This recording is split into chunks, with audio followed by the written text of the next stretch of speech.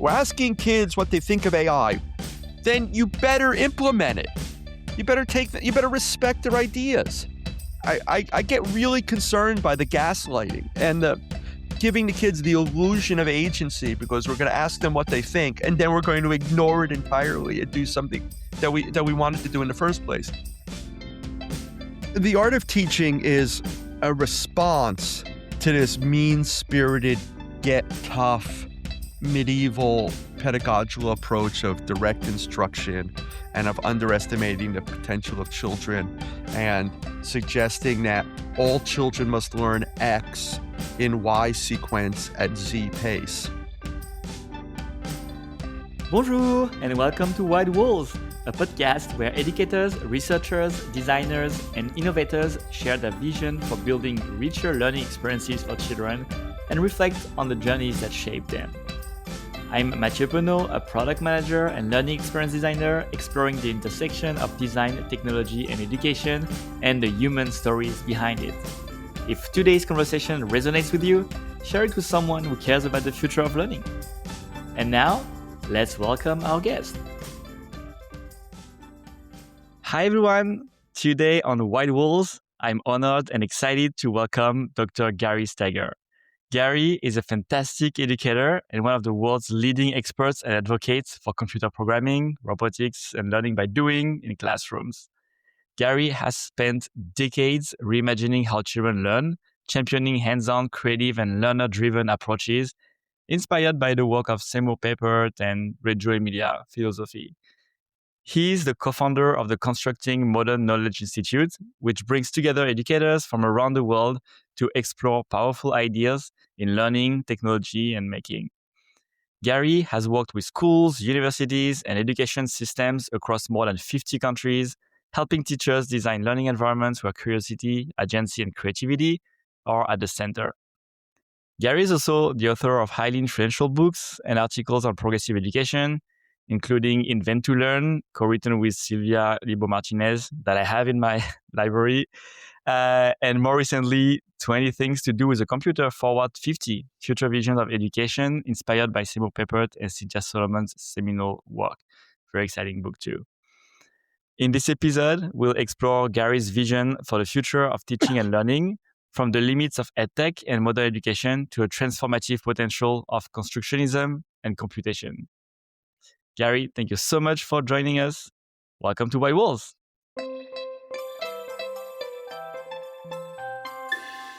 Thanks for having me. It's great to be here. I look forward to the conversation. Yeah, I'm very excited. I have so many questions to ask you. We're actually going to start with some rapid fire questions. And the goal is for you to answer first thing that comes to your mind. If there's anything you want to elaborate on, feel free to do so. My first question is, where did you grow up? I grew up in Wayne, New Jersey, a suburb of New York City, about 23 miles west of New York City. All right. And where do you live now? I live in Torrance, California, in the Los Angeles area. Great. And I love this question, which is, who was your favorite teacher and why? Oh, I had a few. Mm-hmm. I was the first one that comes to mind is a guy named Bob Prail, who was a 7th grade social studies teacher. But Richard Lucas, who was my middle school band director, was hugely influential, as were my high school music teachers, George Hickswell and Rocco Paterno.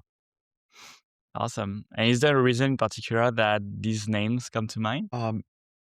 Prail was an extraordinary social studies teacher who gave us a sense that of what mattered. You know, the textbooks were never issued. We were actually engaged in real social science and history. We bought with our own money copies of Uncle Tom's Cabin and made a film about it. And even at 12 years old, I always had an awareness that the system didn't like Mr. Prail, even though every student who he came in contact with had their life irrevocably improved from the experience, and had a kind of innate feeling that at any given point we were going to have to march to save Mr. Prail's job. He was someone who was willing to put our needs and interests ahead of some arbitrary list of nonsense. There was one other teacher around the same time named Paul Jones, who taught computer programming in my middle school, and and for the first time in my life, I felt intellectually powerful and creatively expressive um, and capable. Um, and then the music teachers who just brought beauty and joy and complexity and sophistication and history and drama into my life, and those are all aspects of the best part of living for me even today. Yeah, well, that's wonderful. And talking about school, what is one thing that all kids should learn at school? Mm. Well, I refuse to be the curriculum police because if I tell you what you should teach, then you have a right to tell me what to teach. And as my colleague and mentor and friend Seymour Papert used to point out, we already have a morbidly obese curriculum um, that we just keep adding to. Um, so I would answer the question by slightly reframing it, and I suggest that the the role and the obligation of school is to introduce children to things they don't yet know they love, and to Mm, create a context in which some of them might become great at it. all right, I love this So I don't answer. I'm not worried about what X is.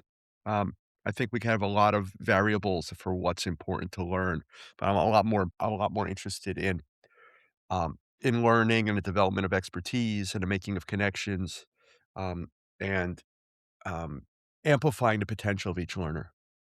Mm. Yeah, that's a great answer. I love that. And maybe you'll want to rephrase my next one too, because the next one is what is one thing that all adults should learn at work? It's funny, I'm going to Australia next week, and I've spent a lot of time in Australia, and one of the things that's hard for Americans to understand, maybe you appreciate this being French, um, but a job is just a job, and, um the Aussies work long enough to quit their job and go to Bali for 6 months or to the south of France or tour the world, and when they return, there are no consequences for having done that, they just get another job, and, the US is a lot more obsessed with career and climbing and the sort of instability that's built into the system where it's really clear, um, that your ability to generate a food pellet is precarious at all times. So, Mm, I'm jealous of a world in which there's a little bit more economic security. But I think just like just like in school, I think, um, learning is growth and people should continuously get better at whatever it is that they do. mm.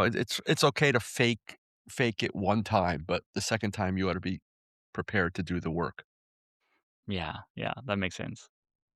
You're a jazz player, and I'm No. wondering, no, you wouldn't qualify yourself as a jazz player? You've played Well, jazz, I right? I I aspired to be a jazz musician until Uh-huh. my conspicuous lack of talent caught up with me.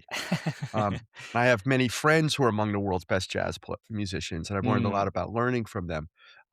But there was a point in my early 20s, and I don't honestly remember what the moment was where I decided that the world didn't need any more bad trumpet players, and I removed myself from the equation. Okay, so not a jazz musician, but you love jazz still, I would imagine? Indeed, I just spent a week on a cruise ship with 5 or 6 dozen of the world's best jazz musicians. Yeah. Oh, oh, that's awesome. So what is one thing we could learn from jazz? Um, the role of striving for personal excellence within a democratic context, Oh, of of listening, of co-creating, of making together, of producing something new and beautiful that's deeply rooted in a tradition. mm, I think the schools are so far from understanding, um, what greatness looks like and tastes like and sounds like and feels like, that the metrics for success and achievement are way too low. And one of the things that I think about is the arrogance and hubris that I possessed in my teens and 20s to think that one day I could do what the great jazz musicians do. Because there's a level of complexity and sophistication that I now understand better that just takes my breath away.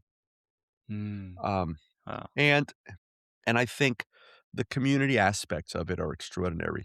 There was I wanna say young because he's younger than me, late 30s pianist named Sullivan Fortner, who's a genius, and he was on the cruise with that I was on last week performing. He performed solo. He was doing 75-minute solo piano sets, which is kind of extraordinary, and, every other pianist on the ship was sitting in the audience.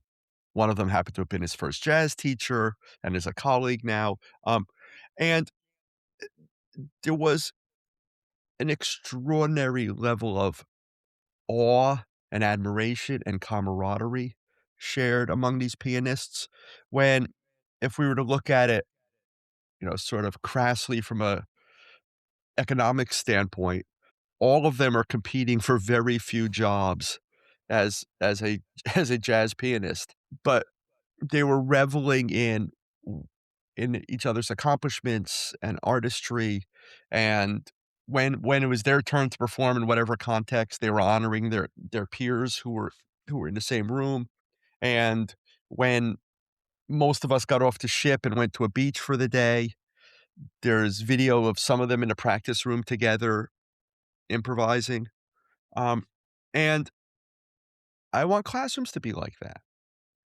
Mm, with that level of collegiality and shared purpose and tradition and respect and aspiration, to create something that's never been done before, to be better at what it is that I do. And I don't think that most teachers understand what it's like to spend an entire lifetime making a B flat sound better or appreciate that most of these men and women know thousands of pieces of music and can play them in 12 keys at any tempo with any accompanist and improvise on their harmonic changes and do something that's never been done before.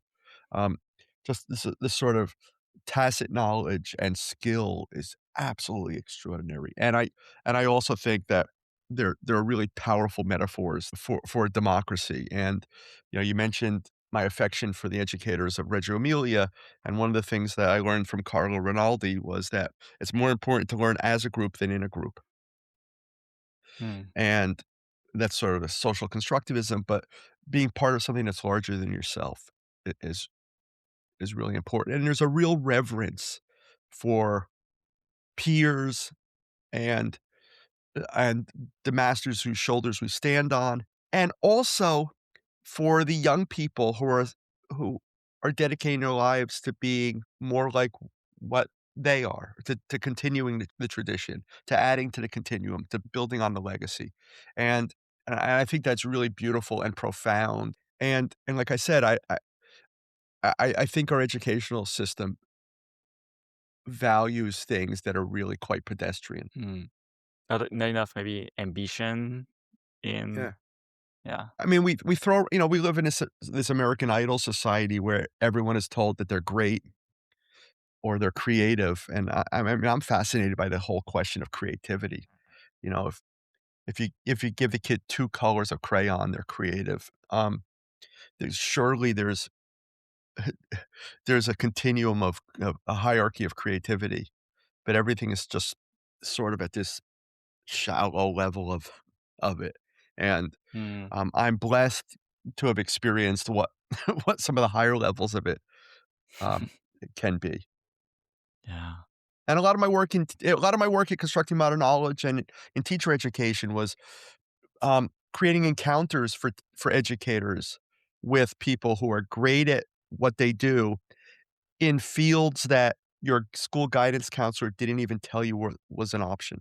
So, featuring astrophysicists and treehouse designers and 18-year-olds who are the leading authority on Negro League baseball history or jazz musicians, um, what was an opportunity for educators to have some experience with actual expertise. Mm, You know, terms like genius and expert get tossed about with little care, and I don't think innovator, I don't think those are terms, you get to bestow on yourself. I think they're bestowed upon you by others and by posterity. Mm. But do you think that everyone can potentially reach this kind of level, or there are like still some predisposition or elements that, like not everyone can get to that level of expertise or genius, but we can still get inspired by them and try to reach at least the maximum level that we can do in Absolutely. the Sure. That's the goal. yeah. I always say that schools have an obligation to introduce children to things they don't yet know they love. Mm. And although my educational experience in public school was pretty terrible, no more terrible than every other kid's experience in every school everywhere in the world. Um, well, maybe in some cases, but I think there's a general awfulness um, that fails to realize the potential of what schools can be. Despite that, I had experiences that profoundly shaped the rest of my life, where I fell in love with things that I wouldn't have had access to otherwise. You know, I often say that every societal problem can be solved with more band. The only reason I sent my children to school was band. Everything else we had at home. One of the things the pandemic showed us was we can do crummy school, the way you and I are talking. Um, but the thing that keeps school viable are the activities that answer the question of how do we gain benefit from being co-located in the same space at the same time. And so I'm grateful for those experiences that introduced me to things that made me more human. Yeah. I mean, it resonates a lot with me. The name of the podcast, White Walls, comes from that, from Mitch Resnick talking about low floor, high ceiling, and white walls when talking about creative learning. And that's the idea of like exposure and pushing in directions that are not like currently part of the system, right? So we can discover the So let things that me we love. push a little on that just because I Yes. have a a great fondness for biting the hand that feeds me. Hmm. Eh eh we've got the low threshold, we've got the high the wide walls. I don't see a lot of high ceiling. Hmm. I see a lot of children doing really pedestrian things, even in the best scenarios. You're talking about like at schools at the moment, Even even or even. even s even in contexts where kids are using things like Scratch, which are a miracle. Mm, mm, Um, I more often than not hear a teacher report, "We do a little Scratch," to which I always reply, "Well, come back when you've done a lot of Scratch." Or when someone asks, "Well, what should we use next?" Um, "You've barely exploited what was possible here." So, there's a there's a viral TikTok star, I think her name is Tamara Double Chocolate or something like that, who has these awful cooking videos where, we're gonna add chocolate chips to macaroni and cheese and then throw a whole fish on top, and she says, "Everybody's so creative." mm, And I think a lot of what kids are doing with even in the best scenarios where, like, Scratch is on the high end of what people aspire to with computers in schools. Even even with that, there are, 9 trillion projects and 8 bazillion 999 quadrillion of them are exactly the same. mm. And Yeah. and the standard that I've modestly named for myself that I call the Stager standard is in any scenario, any project-based context, 10% of the kids should do something interesting and 5% should do something you never saw before. So I don't think our standards are high enough, and I think we do an awful lot of saying, "Oh, everybody's so creative." Or, Yeah. like I said on American Idol, everyone is an artist, everyone is a genius. It's funny. Yeah, I watch all those shows, because I think there's an awful lot to learn from reality television. We could talk about that if you like, but Harry Connick Jr. was one of the judges on American Idol for 1 season. He's a prodigious musician, who was recording and, in it when he was in elementary school, and he has a lot of tradition and talent and chops and ingenuity. He's a genius, an actual one. Um, the first time he told one of the contestants that they were out of tune, I knew his contract wouldn't be renewed, Yeah. right? That well, that's just too much for America. There's that's just too complicated that you have to actually sing in tune on a singing show. Mm. A friend of mine was an arranger for the show for a number of years, and he said most of the contestants had never sung with another human. Not in a school choir, not in a church choir, not in a band, not with their friends. It was with with a brush in the bathroom at home. And so if we're gonna use that as the measure of creativity, I think we've got a long way to go. Yeah, that's interesting. Yeah. So because in what you're saying is that the high ceiling is not really attainable mostly because of the environment and the culture more so than the tool itself. It's like the tool maybe could enable, and I'm thinking, for example, if you take a trumpet, right? A trumpet has very high ceiling, but you need to really find Yeah. your connection with it and want to get there and have an environment that doesn't tell you, oh, you're so good already, when maybe there's so much more you could do with it. And that's where the limitation then happens. But when it comes to software, the Hmm. design of the software can also influence that. Hmm. Um, again, I'm gonna get into trouble with this, but a lot of the powerful computational ideas behind Logo Hmm. were left out of Scratch for any number of reasons. Hmm. They couldn't provide tech support. It wasn't designed for schools. It was designed for a kid to figure out on their own at home. It's only an accident that it's in schools, etc. Um, but I started programming in Logo, I don't know, 40, about 43 years ago. I still program in Logo. So, it's like French or, so the high ceilings are also supported by, um, the design of the environment. Mm. And, um, as is the floor, right? That one of the ideas that I'm exploring in some workshops that I'm running for teachers is, the idea of a micro world, which was an idea that came out of the Logo community of the '70s and '80s of preparing the environment for younger students, older students, disabled students, or to teach a specific skill with a limited curated set of opportunities. Um, that was something a teacher could do. Also not inconsistent from what a teacher does in a Reggio environment of preparing the environment for students to have some to engage in some intellectual inquiry and and construction of knowledge. And I think that that's a set of skills that's been removed from teacher education and from discussions about, educational computing, narrowly, that's worth reanimating. And that's why it was important to have programming languages that were extensible, where you could build your own blocks, where you could add new vocabulary. It allows me to use the same environment with, graduate students as I would use with 4-year-olds. Mm. Um, but the teacher's role in that is shaping the learning environment so that your objectives can be met in a learner-centered way without with a minimum of actual instruction.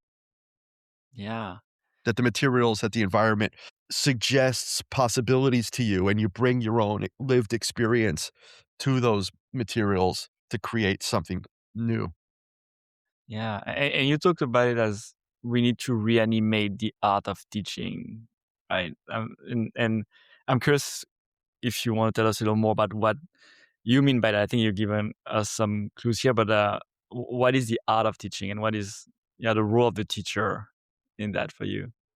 Well, the art of teaching is a response to this mean-spirited, get tough, medieval pedagogical approach of direct instruction and of underestimating the potential of children and suggesting that all children must learn X in Y sequence at Z pace.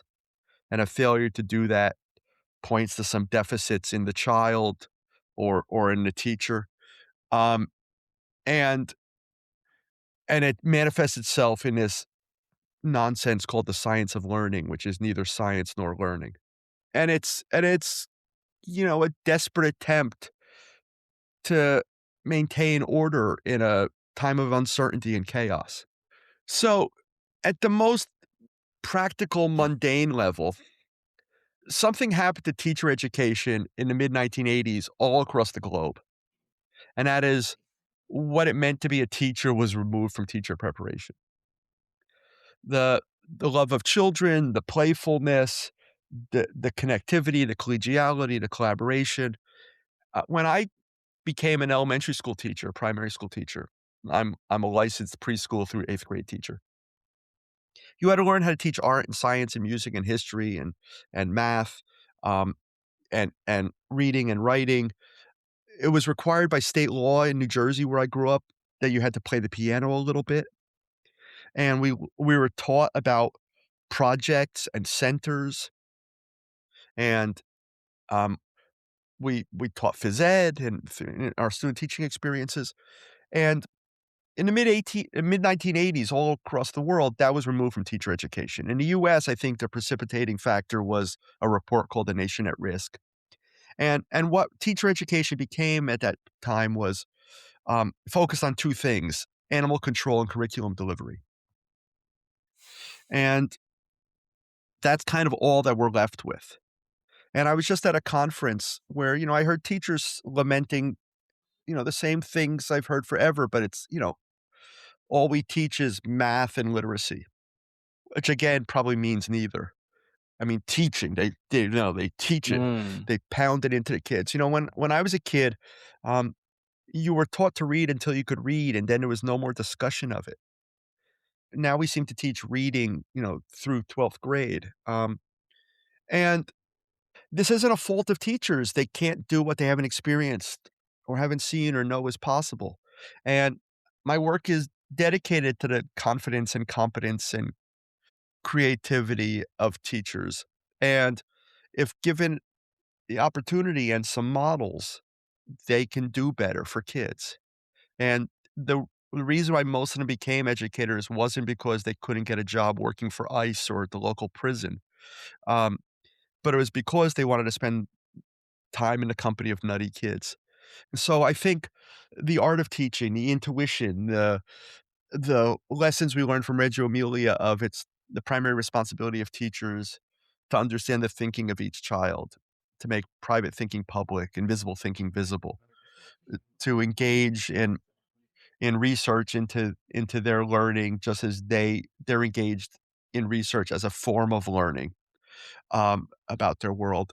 Is all related to this idea of the art of teaching. And the art of teaching, it includes the ability to use a software environment with 4-year-olds and 40-year-olds, or to listen to the radio on the way to work or read 3 pages of the newspaper and have 16 ideas for ways to engage kids based on that. And to sort of be comfortable with trying things, but self-aware enough to say, "Ooh, that really stunk up the place. Let's try that again tomorrow." And maybe Yeah. even saying that to the students themselves.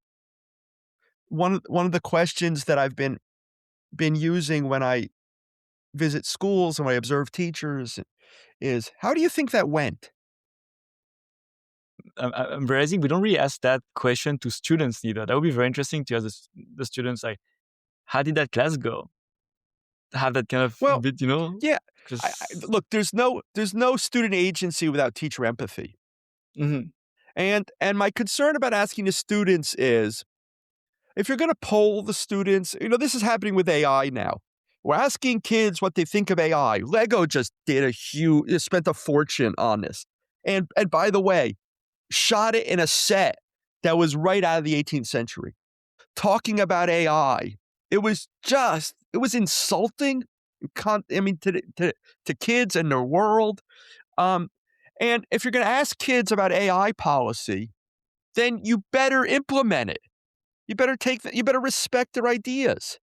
I get really concerned by the gaslighting and the giving the kids the illusion of agency because we're gonna ask them what they think, and then we're going to ignore it entirely and do something that we wanted to do in the first place.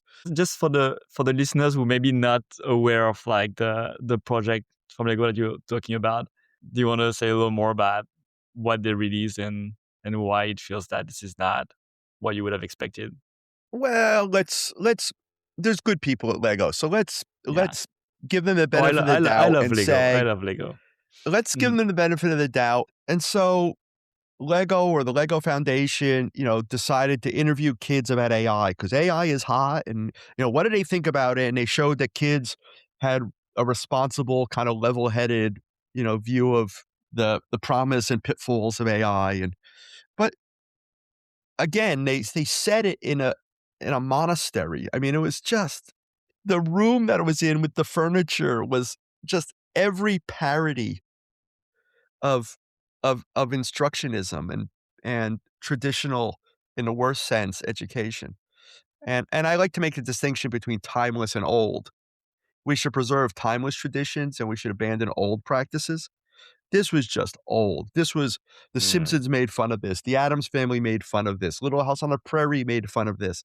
Um, this isn't the way anyone learns. And yet, this discussion of AI was set in this preposterous 18th century classroom setting. And they got announced it. that they have an AI set. And I'll tell you, I watched the demo. I wrote about this, but I watched the demo at the FETC conference recently at their booth, and they were literally selling 7-minute AI. Which reminded me, like I said, I wrote an article about this. It reminded me of the scene in the movie There's Something About Mary, where the guy is talking about 7-minute abs. That there's 8-minute abs is really popular, but he came up with the innovation that you could do 7-minute abs. And then Ben Stiller says, what if what if someone just says, well, how about 6-minute abs? And the guy is irate and threatens to kill him. Um, so it's directionally right, and kids will use it 3 times, and one of the terms that I learned when I used to consult with Lego starting in the late '80s, um, which is also probably not a bad idea for educators to consider both in their teaching practices and prompt setting for projects, as a consumer, what is it that we're gonna invest our time and money and treasure and energy into, is looking for extended play value. Is this something you'll return to over and over and over again? And each time you approach it, you have a new idea for what's possible, and and I'm not sure there's a lot of extended play value in what I just saw. Mm, yeah. And again, I could explain the reasons for it. I mean, Mhm. um, Lego was very generous and nice to Seymour Papert. And in some form, they funded my doctoral research. I don't actually know how much or why or what, but I know they were involved in it, at least tangentially, but never were particularly curious about what we learned. And I know Papert was endlessly frustrated by the mix of elements and the project ideas, and again, that there was a very low ceiling on something that could have been much higher. Mm, And computation is the rocket fuel for that. You mentioned Invent to Learn. When Invent to Learn was an acknowledgement of the maker movement, which recognized that we could make things, and by we meant normal people who were democratizing the ability to make things both with bits and atoms. You can make things that were impossible to make previously, with your hands and have a tangible result, and you can make things with code, and you can make things with code that would add interactivity and intelligence to those tangible objects. And the idea has endured. The maker space is a miracle and a terrible idea in schools. We always said it was a terrible idea because we didn't want to have learning by making relegated to a 40-minute period every 2 weeks down the hall. We wanted it to permeate every corner of the school, every minute of the school day. But it's a miracle because 15 years on, schools are still committed to maker spaces. They still have the lights on in them, and they're still building new ones. So there's something resonant about that poor communities, rich communities still find value in it, which is across the globe, which is kind of extraordinary.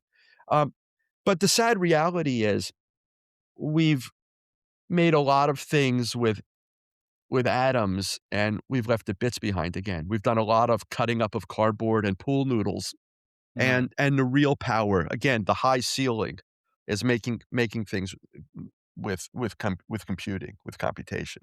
Yeah, and I guess with like the new tools now, right? With generative AI, and that opens more possibilities for creation and Of creativity. course. One of the things I learned from Papert was if you make simple things easy to do, you make complexity possible. It should allow everyone to level up, and I just know Mm, from my own experience, there's ways in which I use even the crummy chatbots we have available today every day to to to produce better work. But then I also use it to create things that I would be incapable of creating otherwise. To write mm, software that literally I am the only customer for, that I need my yeah. computer to do something, and I have the ability to produce what it is that I need, the tool that I need. At a more pedestrian level, I said recently online that I would as a teacher, I wouldn't accept any student writing that wasn't touched by AI. That's Um, interesting.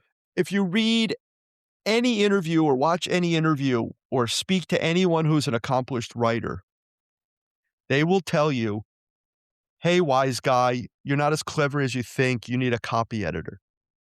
And the AI chatbots are really good copy editors.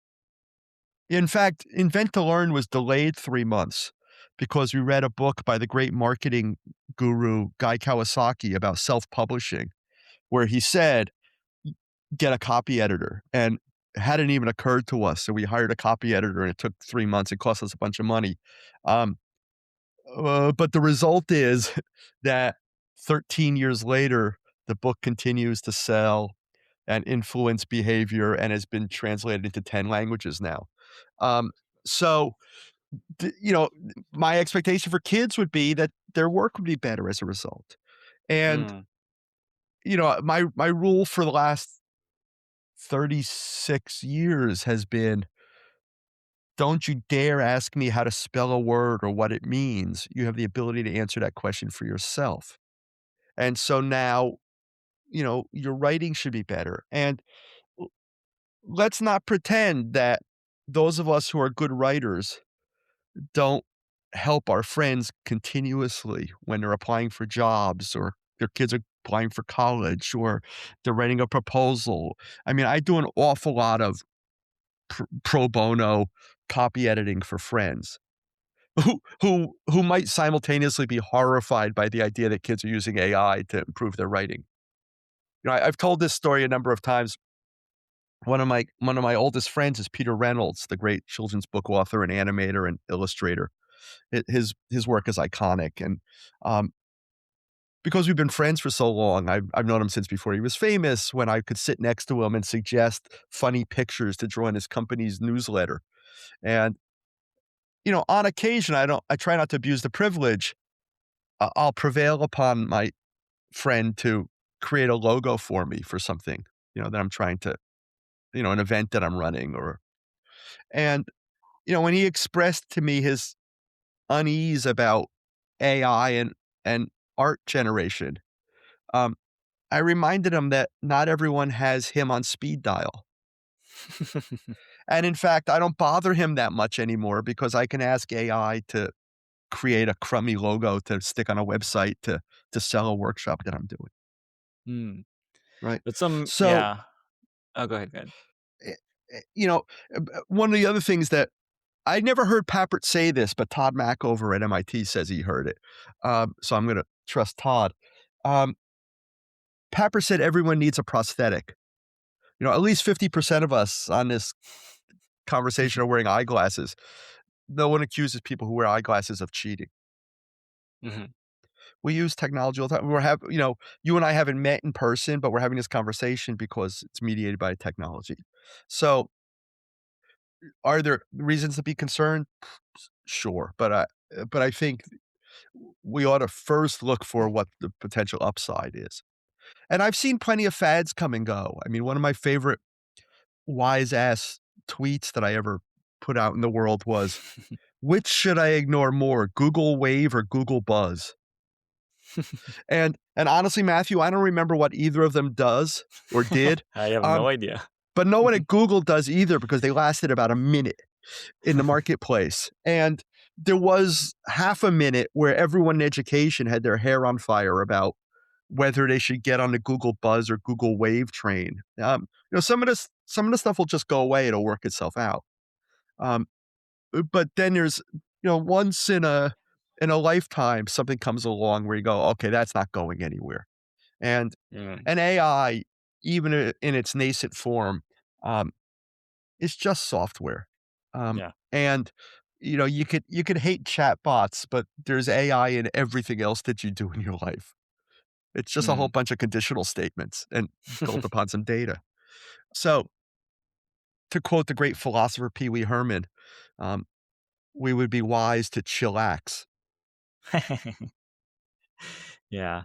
I definitely see how it can be beneficial to have that support. I really like the product with like copy editors. We don't really think about that, but yeah, every great writer has a great editor too. That's looking over their work. But from uh, like a learning perspective, like my question would be, or my worry would be more on how much do we offload the cognitive work and like the um, proactive struggle that we need for like learning things to AI, because it's so easy now to delegate more and more and more of it. And then we're missing that part of learning that's so important, which is to really sit down and crack our brain at something and struggle and have that metacognition of reflecting on what we've done and trying to improve, which may not happen unless very well guided, but that's always difficult. It may not happen when you're using these tools. A couple of thoughts. Um, Hmm. One is if the assignment can be completed with no thought by a chatbot, um, then we ought to be questioning the assignment to begin with. For some reason, we think school is primarily to treat young people like answer dispensing vending machines, where the teacher knows the answer and just wants to hear the kids say it. Or we ask them to write a 5-paragraph essay on a topic they don't care about based on a text that's literally written at their reading level. Um, I mean, I think some of the anxiety about generative AI is that it's really good at producing the nonsense that schools care about. And I think this should liberate us from the nonsense. I w I was working at a school in Los Angeles, and the 5th grade teacher had written on the whiteboard, "Learn numerator and denominator." It had been written on the whiteboard for so long you could no longer erase it. You would either have to chip it off with a paint scraper or buy a new whiteboard.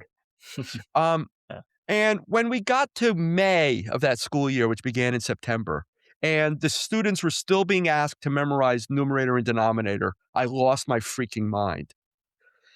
And I said, "Okay, here's what we're gonna do. The first kid who writes a program in Logo that lets me enter any fraction, and I'm gonna try some hard ones, and draws me a graphical representation of that fraction as parts of a circle, essentially making a pie graph. I'll take you out to lunch." I wasn't sure if I was allowed to take the kids out to lunch, but I made that announcement. And a little girl said to me, "Can we work together?" I said, "Always." The next day, 3 10-year-old girls handed me a program in Logo that let me type any fraction into it, and it drew me a graphical representation of the fraction. All the damn curriculum and that teacher wanted from the kids was to memorize 2 meaningless vocabulary words. Hmm. If you had flipped the coin, you would have gotten your answer right more often than the kids were. And the school was willing to spend, I don't know, a year, 2 years, 3 years, 5 years committed to the kids memorizing these 2 labels. When the kids wrote the program in Logo, they named the variable inputs to their procedures, numerator and denominator. Oh, they were using variables, and they were using percent and division and iteration and a whole bunch of there were 50 math skills that were engaged in creating a piece of software that would draw you any fraction as represented in a circle. Um, Seems to me that's a more efficient way to teach. That if you think Yeah. numerator and denominator is important, then you can give kids a meaningful experience that maybe you have to dedicate a day or 2 or 10 to, but you don't have to spend half of their schooling on Mm. to achieve a much less nutritious of result.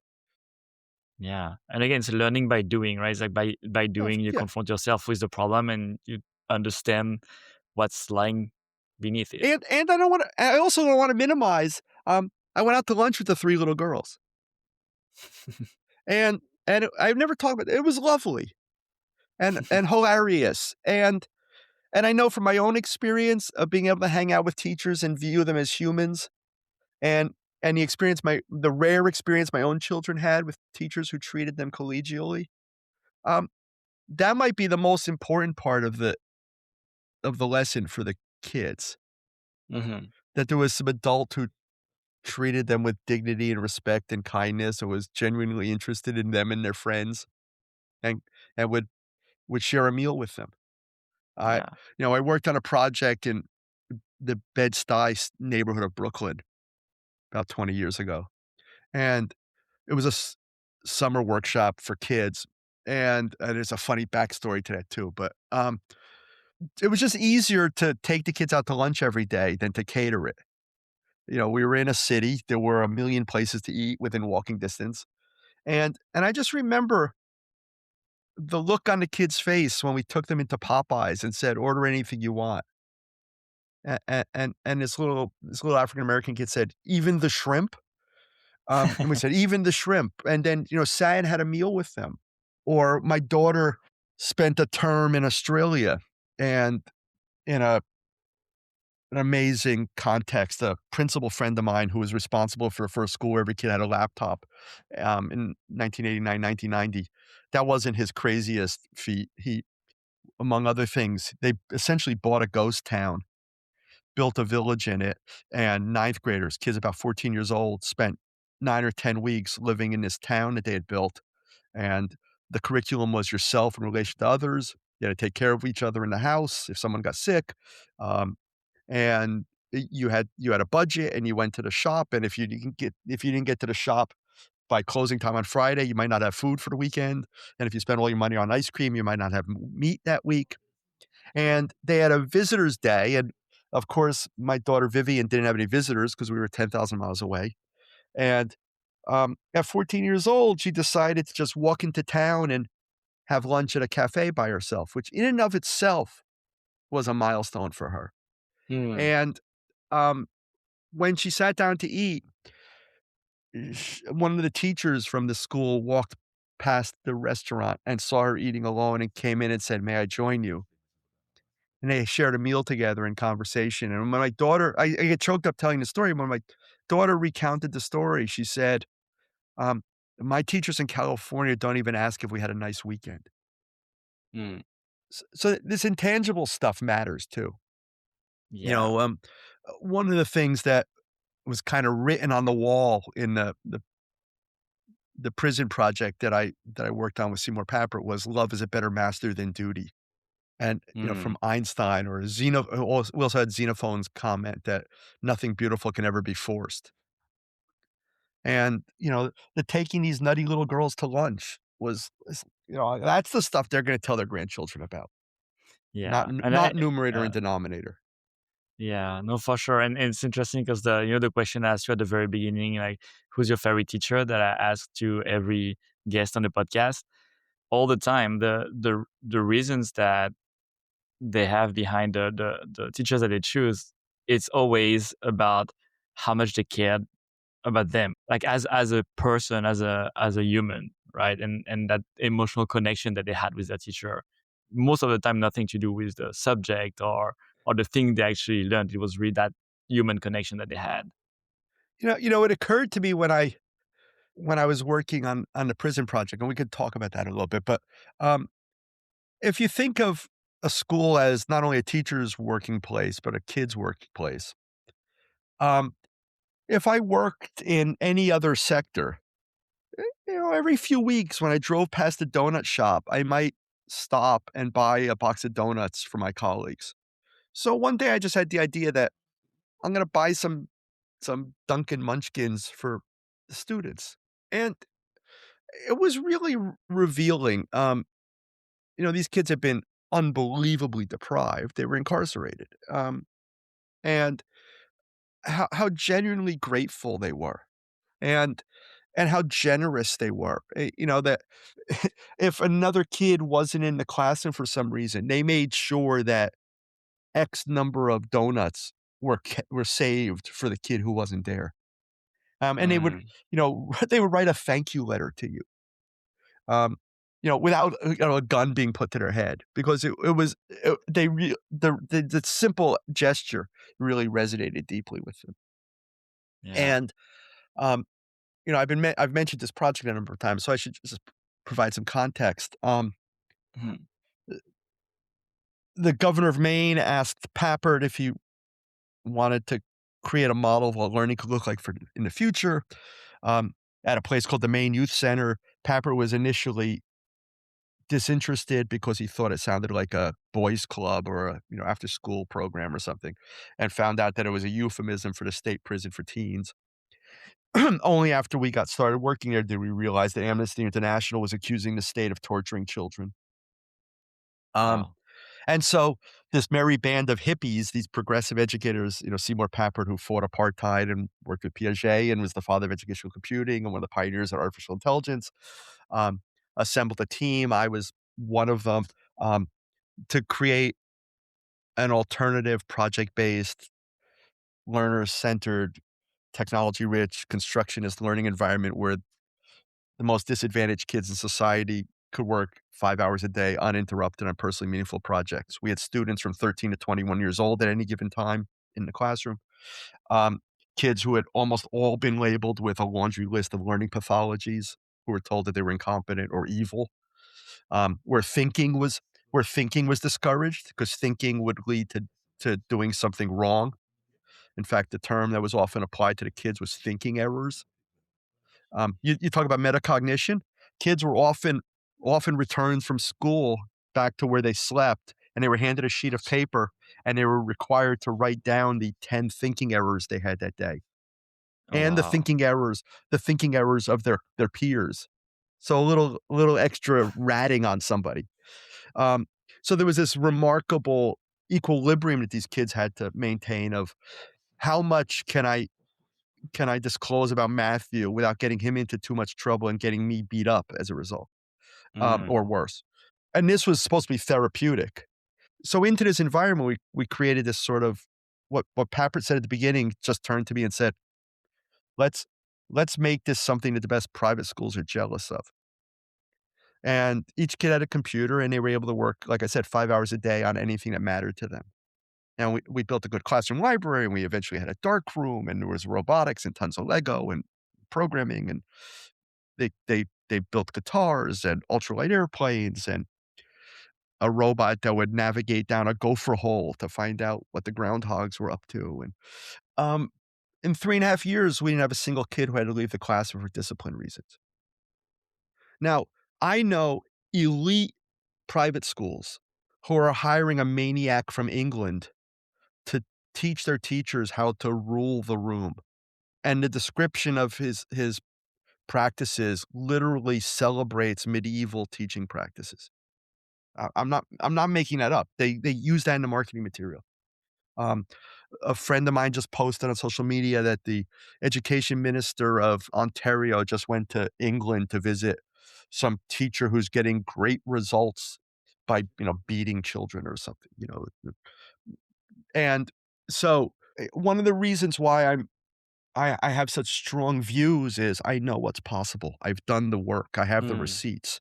And w again, we were in a place where every few hours there was an emergency where an alarm went off and guards ran into a room and threw a kid to the floor and shackled them and dragged them out. And in 3.5 years, we didn't have a single timeout incident because we were willing and able to put the needs and the interests and the passions and the talents and expertise and curiosity of the kids ahead of some arbitrary list of nonsense. And that's not dissimilar to what I learned intuitively from Mr. Prale when I was 12 years old, because that's the way he treated me in a suburban middle school. And then you go to, our Constructing Modern Knowledge Institute, where year after year after year after year, in 4 days, teachers used bleeding edge technology to create things that took our breath away. That 2 years earlier would have earned you a master's degree at the best, at MIT or Stanford. Mm. Um, we had 1 year, a group of teachers said we had a protocol we went through that I developed over time of we just started with, "What do you wanna make?"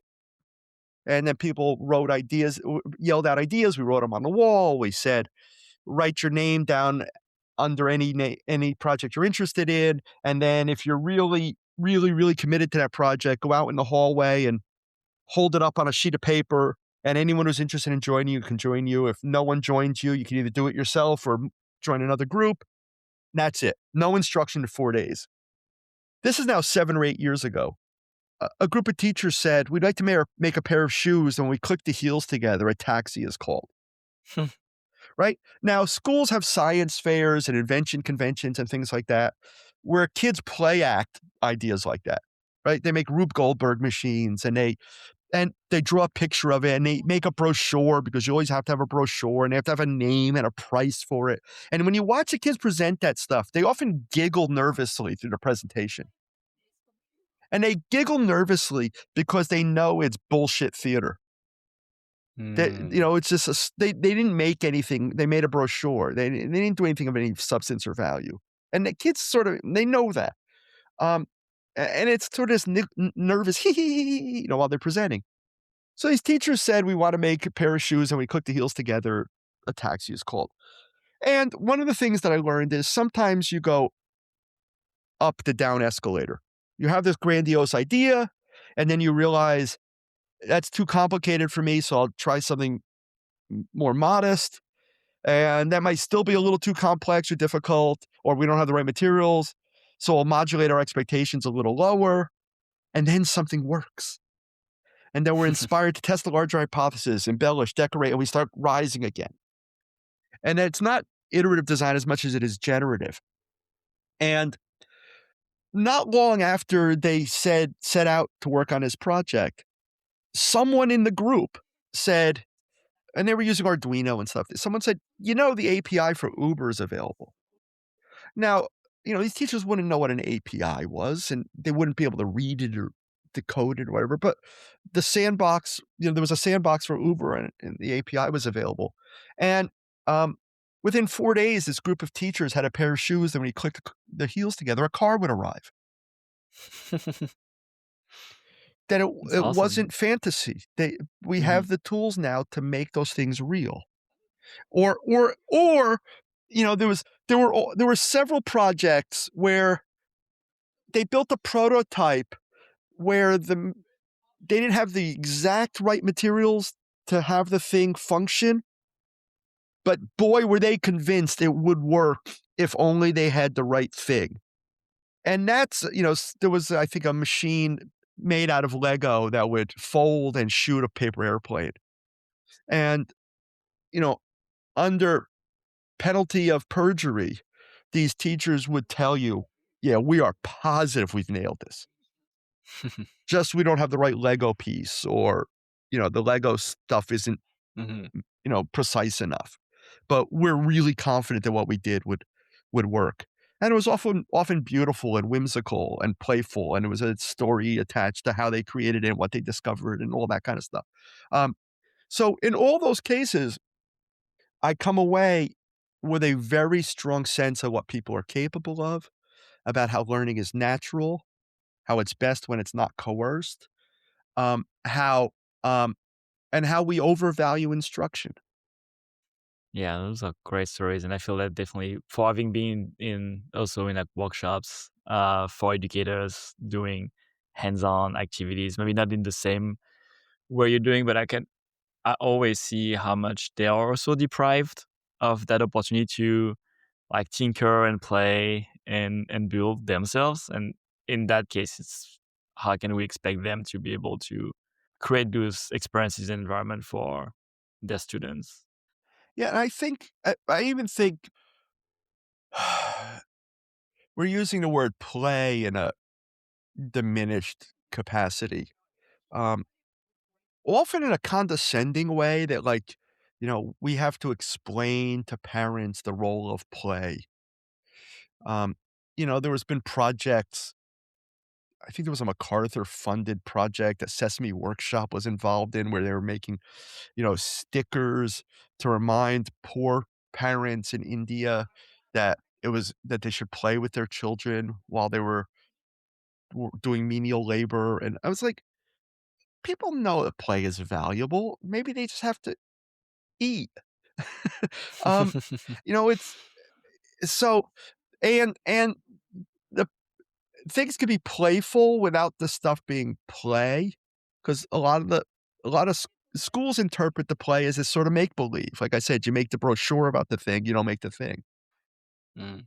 Um, I said something on social media recently along the lines of, "Don't talk about the thing, don't teach about the thing, do the thing, and they'll learn about the thing." So I don't think we have to inject play. I think we have to not reject play. Ooh, I like that. I just improvised that. Um, That was good. That was good. Yeah. right? That we're just reclaiming something that has somehow been artificially removed. Mm. And it's So maybe natural to us. we just need to put it back. But I don't Yeah. think we need to teach people how to play. There's who's the expert on play is Stuart Brown or something. Animals play, and it's sort of a basic biological Yeah. impulse, Yeah. Just making space for it. Yeah. or not suppress it. Right. And the super, yeah, yeah. Not closing the doors. Yeah, I yeah, always for go for the sure. negative. Yeah. Yeah. Cool. Yeah, no, that's fascinating. It's funny. It's the first time the that we don't end up finishing the rapid fire questions and just cut into the Oh, conversation. But that's great. I love it. We went through like some like the topics that I wanted to discuss for sure. but um, I got yeah. I I don't want to exaggerate the importance of computing, except that I think as Papert said, if you can make things with computers, you can make a lot more interesting things. You can learn a lot more by making them. Um, that it adds colors to the crayon box. It expands the breadth and depth and range of projects that are possible. But the reason why I was originally attracted to the educational computing community in the early 1980s was that's where the wisest, most radical educators were. And they came out of the civil rights movement, the women's rights movement, and the anti-war movement, and they were engaged in fierce dialogue about the art of the possible, and they celebrated teachers. This is one of the shifts that, again, I don't hear a lot discussed, but there used to be logo conferences, and, I was 22 years old when I attended Logo 85 at MIT, and I was scared. I didn't belong at a place like MIT, and I drove up from New Jersey. It was probably the furthest I ever drove, and I parked my car, and I opened the door, and I got out, and this woman yelled, "Hey, you kid, are you here for the logo conference?" I said, "Yes," and she said, "Come to dinner," and it was Cynthia Solomon, who's the mother of educational computing, and, um, the MIT professors and the academics from around the world who gathered at MIT to talk about children computing and powerful ideas. We're celebrating the teachers like Marion Rosen from Ladue, Missouri, who were doing clever things with their students in the classroom, and they were learning from them. Mm, And then there was this sea change where everything got shifted, and we were supposed to start learning from the graduate students. mm, And it changed the nature of the community and the culture. I think in a lot of ways killed it. And I often joke that I peaked too early. I got to work with all of my heroes and got to play a major role in the first schools in the world where every kid had a laptop and create one of the first online master's degree programs and work with Seymour Papert for 20 years um, and know all the great progressive educators in the late 20th, early 21st century. Um, and sort of, I, I'm melancholy about a lot of what we've lost, and I've dedicated myself to trying to bring some of it back and at the very least not lose any more of it, which is why I maintain an archive of the early one-to-one computing work that was done and maintain the archives of Seymour Papert's writing and video and audio, and I'm still finding things, and I despair for how much has already been lost and worry about a culture that doesn't care that that's lost and Hmm. that an institution like MIT where he spent, I don't know, 40 or 50 years wasn't interested in maintaining his archives. So, I'm scanning books and finding things, and there's gonna be some exciting stuff because of AI and with AI that's on my daily Papert, dailypapert.com site in the near future, as soon as I get some time to work on it, um, where there will be daily inspiration from Papert shared and where there's going to be a smart ability to search all of his writing or and speaking that I have, for academic purposes, and where you might even be able to sort of have a conversation with Papert's work as well. And again, none of that would have been possible if I didn't have the ability and the tools, in this case, several of the chatbots, to be able to create this WordPress plugins and add intelligence and interactivity to a website that I in a million years wouldn't have been able to create, and I would never have been able to afford a programmer to make for me, Hmm. and I was able to sort of do it myself. And it's 99.5% done, and I just have to find a couple hours to deploy it all, and Awesome. Yeah, no, that's such important work. So yeah, I'm excited about that, and I'll put the link as well in the description of the podcast so people and can go. the other work that I'm involved in is which ties all this together is after 15 years of well, after more than 25 years of studying the Reggio Emilia approach and 15 years of traveling back and forth to Reggio Emilia and building a relationship, with my colleagues there, um, we collaborated last year to create an event called The Language of Computation: Constructing Modern Knowledge in Reggio Emilia, and we're going to run a 5-day institute June 15th to 19th in Reggio Emilia this year, where educators will get to explore the ateliers and work with the atelieristas and pedagogistas and learn the history and philosophy and practical theory of the Reggio Emilia approach in the city of children, this in this extraordinary context, and where I'm able to bring my expertise and some of my colleagues to add computation to the equation, to be using computers as intellectual laboratories and vehicles for self-expression in the spirit of the Reggio approach to advance what children of all ages are capable of learning and doing. And I'm enormously proud of just the achievement of making the collaboration happen. Um, I'm Yeah. not known for my diplomacy or my diplomatic skills, but the fact that they just don't partner with people on things like this.